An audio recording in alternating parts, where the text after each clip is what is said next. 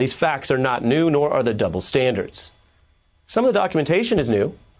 We have more cameras today. We have more mobile phones. We have more networks that anyone can use online to share the videos that document these very old, enduring facts of America. And some of those videos may have helped change some minds in 2020.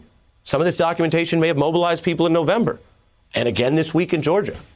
The facts, when documented, do matter. Never forget that. I mean that. I want you to know that tonight, even amidst this horror show. And yet we also need to be clear about these old truths. From my reporting, it seems like Black Americans know these truths. It's especially dangerous for them not to. Seems like most white Americans know these truths. It seems like these rioters knew these truths, these facts very well.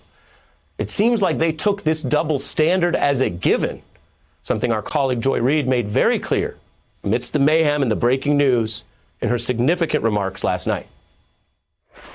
They know that they are not in jeopardy because the cops are taking selfies with them, walking them down the steps to make sure they're not hurt. White Americans are never afraid of the cops, even when they're committing insurrection, even when they're engaged in attempting to occupy our capital. In their minds, they own this country. Guarantee you, if that was a Black Lives Matter protest in D.C., there would already be people shackled, arrested, or dead.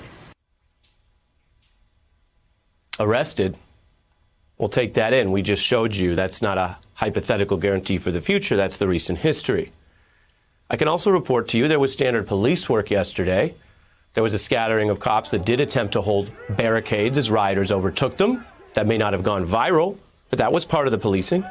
There was the attempt to block the door into the Capitol, with Trump supporters closing in on both sides. There's this now infamous photo of Capitol Police literally barricading the entrance to the House chamber, guns drawn, defending the U.S. government from the followers of the U.S. president.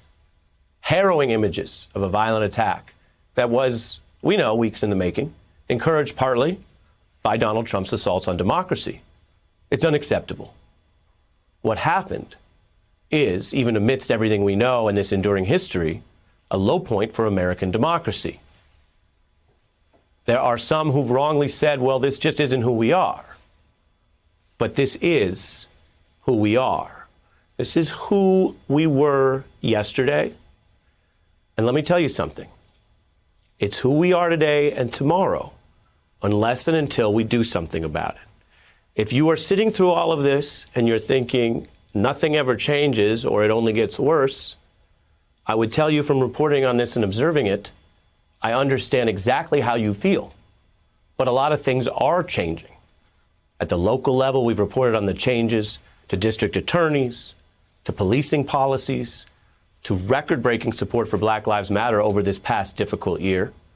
Indeed, the spasm of violence with its racial overtones yesterday is in part a response to the fact that things can change.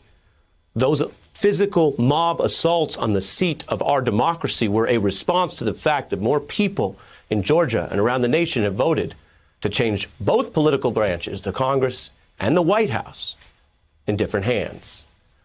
A lot is changing, even as it feels like too many things are not. But as for what happened yesterday and the lack of arrests and the lack of accountability, we do return to the question, a question for all of us, from our government down to our citizens. You've seen the facts. They're not new. What are we going to do about it?